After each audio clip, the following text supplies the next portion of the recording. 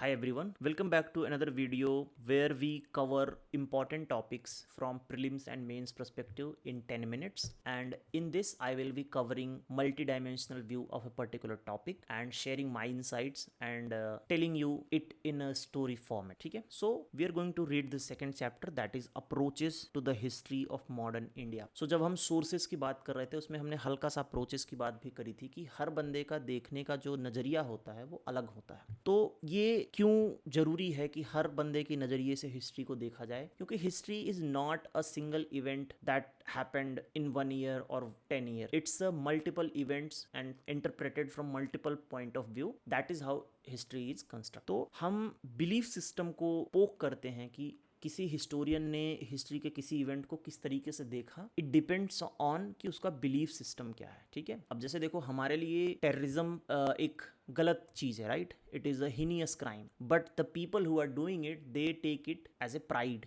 So same event, two different point of view. ठीक है, तो हम बिलीफ सिस्टम डिफरेंट डिफरेंट देखेंगे. तो सबसे पहले देखेंगे कोलोनियल्स जो थे हमारे कोलोनियल मास्टर ब्रिटिशर्स में mostly, what was there view. So they justified the domination. मतलब उन्होंने कहा कि जो हम यहाँ पे आए हैं और जो हम इनके ऊपर राज कर रहे हैं ना, ये इनको ऊपर एहसान कर रहे हैं. वाइट मैन्स बर्डन बोलते हैं इसको, कि हम वाइट मैन हैं और these are the brown people and because we are more advance than them. Social Darwinism की बात हुई. सोशल डार्विनिज्म क्या है कि अगर आपने डार्विन की थ्योरी पढ़ी होगी तो उसमें डार्विन ने बोला है कि जो भी स्पीसीज ज़्यादा फिट होगी है ना, वो सर्वाइव करेगी, वो थ्राइव करेगी, और जो अनफिट होगी they will be left behind and finally extinct. तो सोशल डार्विनिज्म जो था वो ब्रिटिशर्स में ये था कि हमारी जो संस्कृति, हमारा जो कल्चर है, जो हमारा पॉइंट ऑफ व्यू है, that is superior to everyone. So now it is upon us. मतलब ये हमारे ऊपर जिम्मेदारी, हमारे कंधों पे बोझ है, वाइट मैन्स बर्डन है कि हम इनको सिखाएं वैल्यूज़, है ना, इनको लाइन पे लाएं. तो उन्होंने ये बोल के अपने जो ऑपरेशंस थे, जो अपने करप्शंस थे, जो लूट खसोट थी, उसको जस्टिफाई किया थ्रू आउट द हिस्ट्री. मतलब उनके हिस्टोरियंस ने, which is of course wrong, but this is what they did. Social Darwinism को जस्टिफाई किया, वाइट मैन्स बर्डन को जस्टिफाई किया. Orientalist Eurocentric approach. Orientalist Eurocentric मतलब कि जो यूरोपियन संस्कृति है, जो यूरोपियन कल्चर है, that is superior to the other culture which is in Asia, India. तो इवन उनका same view south east Asian country को लेके भी था कि भाई Europe has the better culture and ना वो हमारे ऊपर बर्डन है कि हम इनको सिखाएं पढ़ाएं. ठीक है, so this was there view which is of course wrong. जो हमारे नेशनलिस्ट का व्यू था, नेशनलिस्ट का view of course was in the interest of nation. And interest of nation में था, उन्होंने क्रिटिसाइज़ किया यूरोपियंस को कि उनकी इकोनॉमिक पॉलिसीज़ गंदी है. जैसे दादा भाई नौरोजी जैसे विद्वान थे वो सामने आए, उन्होंने डिस्क्राइब किया, उन्होंने बताया कि इनकी जो टेक्निक है वो बहुत ही एक्सप्लॉयटेटिव है and they are just looting the India of its wealth. तो इस तरह से उन्होंने बताया कि हमें यूनिटी लाना पड़ेगा अपने ही कल्चर में, अपने ही सोशल स्ट्रक्चर में, so that we can fight back the Britishers. ठीक है, उसके बाद Marxist approach. So my optional is sociology, so मुझे ये बहुत क्लियर है, but those who don't know, Marxist is like कि वो हर चीज़ को पैसे से जोड़ देता है. मार्क्सिस्ट के लिए दुनिया में जितनी भी चीज़ें हो रही हैं ना, सब पैसे के लिए हो रही हैं. और उसमें दो ग्रुप्स हैं, एक हैव है, एक हैव नॉट है. हैव मतलब जिनके पास सारा कुछ है, कैपिटल. हैव नॉट्स हैं जो कि कैपिटल, जिनके पास कैपिटल नहीं है. So all the history, all the past, all the future, all the present is already connected to materials या मनी. ठीक है, तो मार्क्सिस्ट जैसे हमारे A R Desai ji Marxist critic हैं, उन्होंने नेशनल मूवमेंट को बोला कि it was class interest movement. तो उन्होंने ये बोला कि जब तक तो साठ गांठ चल रही थी व्यापारियों की, मतलब जो यूरोपियन व्यापारी थे और जो इंडियन व्यापारी थे, मतलब जो यूरोपियन कैपिटलिस्ट क्लास था, मतलब जिसके पास पावर था, मनी था, जब तक वो दोनों मिल के काम कर रहे थे, इंडियन कैपिटलिस्ट और यूरोपियन कैपिटलिस्ट, तब तक तो ठीक चला. लेकिन एक टाइम ऐसा आया कि जो यूरोपियन कैपिटलिस्ट है उन्होंने ब्रिटिशर्स से साठ गांठ करके ऐसी पॉलिसीज़ या ऐसा माहौल डिज़ाइन कर दिया जिसमें इंडियन कैपिटलिस्ट हर्ट होने लगे. ऑफ कोर्स हमारे यहाँ डी इंडस्ट्रियलाइजेशन हुआ, हमारी इंडस्ट्रीज़ बर्बाद हो गई, हमारे यहाँ रेलवे नेटवर्क बिछा तो, लेकिन वो एक्सप्लॉयटेशन के लिए बिछा, तो हमारा कोई इंडस्ट्रियल डेवलपमेंट नहीं हो रहा था. तो इसलिए जो था, तो जो हमारे यहाँ का अमीर क्लास, जो हमारे यहाँ का बिजनेस क्लास है, उसने नेशनल मूवमेंट को अपने फ़ायदे के लिए करवाया था, ना कि मासेस के लिए, क्योंकि वो मास को तो उससे पहले भी लूट रहा था और उसके बाद भी लूट रहा है, अभी भी लूट रहा है। तो ये मार्क्सिस्ट का व्यू है, ठीक है। बुर्जोइस मूवमेंट, बुर्जोइस मूवमेंट मतलब वही जो हैव वाले होते हैं, जिनके पास पैसा होता है।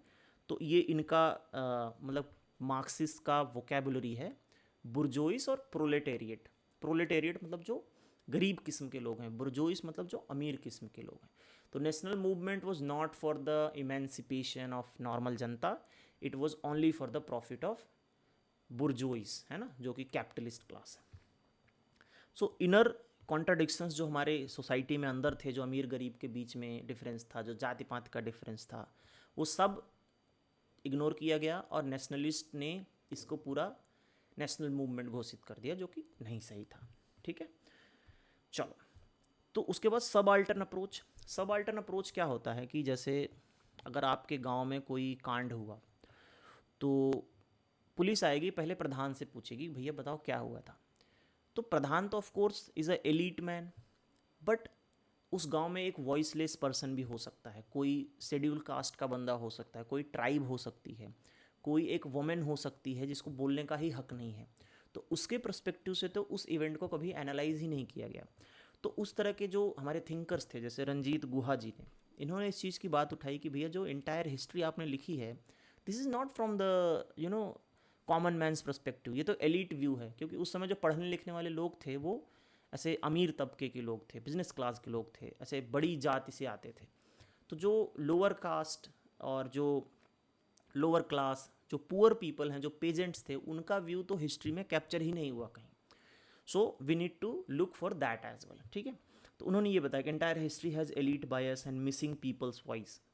और नेशनल मूवमेंट जो है वो उसने इंटरनल एक्सप्लॉइटेशन, जैसे कास्ट के बेस पे एक्सप्लॉइटेशन हो रही थी हमारे यहाँ, हमने तो हद ही कर दी थी, जैसे अनटचेबिलिटी, ब्राह्मण क्षत्रिय वैश्य शूद्र, कास्ट में भी सब कास्ट, बहुत सारे रिस्ट्रिक्शंस जो लगाई गई अनटचेबल्स पे, शेड्यूल कास्ट पे, which was of course not good. So वो सब हमने इग्नोर कर दिया, हमने बस अस वर्सेस देम किया कि we are the Indians, they are the Britishers and let's fight them. So nationalist leader कहते हैं कि उस समय ये ज़रूरी था, बाद में आपस का मसला सॉल्व कर लेंगे, बट पहले इनको तो हटाओ। बट सब अल्टर्न अप्रोच में ये चीज़ मिसिंग थी, मोर और लेस, ठीक है।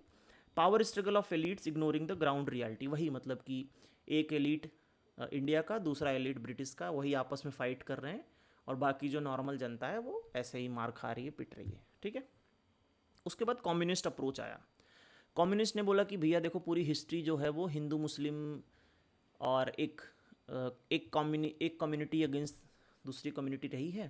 तो अगर आप एंशियंट में देखो तो जो हिंदू थे देवर मोर पावरफुल, जैसे गुप्ता, मौर्य, और उधर वैदिक सोसाइटी, हड़प्पन सोसाइटी, इधर से लेके आप जब तक मिडीवल तक पहुँचोगे, इवन साउथ में भी बहुत सारे हिंदू राजा रहे, विजयनगर टाइप, तो देवर क्वाइट पावरफुल।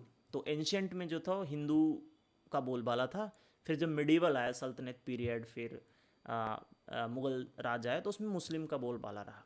तो अभी ये क्लैश हो रहा है और आगे चल के यही चीज़ स्प्लिट हो गई, टू नेशन बन गया। तो मोस्टली वो हिस्ट्री को इस तरह से देखते हैं, अपने अपने विचार हैं, अपने अपने लेंस हैं। लिबरल अप्रोच, ठीक है, ये बड़े भोले भाले लोग हैं, ये कहते हैं कि भैया जो ब्रिटिश ईस्ट इंडिया कंपनी यहाँ आई थी उससे ना तो इंडिया का फ़ायदा हुआ ना ब्रिटेन का फ़ायदा हुआ। जो कैपिटलिस्ट थे ब्रिटेन के, मतलब जो कोर्ट ऑफ डायरेक्टर्स थे, जो बोर्ड ऑफ डायरेक्टर्स थे, जो बड़े बड़े बिजनेसमैन व्यापारी थे, जो बड़े बड़े ब्यूरोक्रेट्स थे, वो सारा माल लूट के ले गए। तो ना हमें फ़ायदा हुआ ना आपको फ़ायदा हुआ, तो इसलिए दुश्मनी करने कोई मतलब नहीं है, ठीक है, भोले लोग हैं। फेमिनिस्ट अप्रोच, फेमिनिस्ट अप्रोच ये बोलता है कि आपने पूरे हिस्ट्री में ऐसे दिखाया कि यहाँ पे ये इशू था, वहाँ पे वो इशू था, बट जो वुमेन का व्यू था which was already going through a lot of things like sati प्रथा, चाइल्ड मैरिज, है ना, loss of education, no economic and social freedom for the women, तो आपने वो पर्सपेक्टिव मिस कर दिया, वुमेन को कैप्चर ही नहीं किया आपने। So we should also capture that, ठीक है। तो ये था फेमिनिस्ट अप्रोच। तो ये मैंने आपको बताया कि हिस्ट्री को पढ़ने के लिए अलग अलग एंगल कैसे हो सकते हैं। अब देखो, हो सकता है कि डायरेक्ट क्वेश्चन आपको ये ना आए, लेकिन कल को ऐसा क्वेश्चन आ गया ना जिसमें आपको 10 डायमेंशन में सोचना है कि ऐसा कोई क्वेश्चन आ गया जिसमें मुझे 10 चीज़ें 10 तरीके से बात करनी है, तो आपके पास ना एक लेंस डेवलप हो गया कि अच्छा फेमिनिस्ट ऐसे देख सकता है, मार्क्सिस्ट ऐसे देख सकता है, नेशनलिस्ट ऐसे देख सकता है, जो इम्पीरियल रूलर हैं वो कैसा देखेंगे, जो जो कम्युनल लीडर्स हैं वो कैसा देखेंगे. So now you know the basic of how people look at things. So now आप आगे के जितने भी इवेंट्स पढ़ोगे हिस्ट्री में, you can have multiple perspective. और यूपीएससी के मेंस में जब आप आंसर लिखने जाओगे, it will obviously help you to write the answer to question which you have never looked at. ठीक है. सो अब जैसे एक क्वेश्चन आया था ना कि what would Indian freedom struggle would look like if it was not for Gandhi. मतलब अगर गांधी जी नहीं होते तो आपका इंडियन फ्रीडम स्ट्रगल कैसे लगता. तो अब इसमें देख लो कि गांधी जी नेशनलिस्ट थे, मार्क्सिस्ट थे, सबाल्टर्न अप्रोच को करते थे नहीं करते थे. इस तरह से आपको अब पॉइंट्स मिल गए, कीवर्ड्स मिल गए. अब उसमें कुछ कुछ लिखने का ट्राई करो, आगे क्वेश्चंस डिस्कस करेंगे तो आएगा मज़ा. So this is how you read and build your vocabulary. So 2 chapter खत्म हो गया. Let's keep going on. See you in the next video.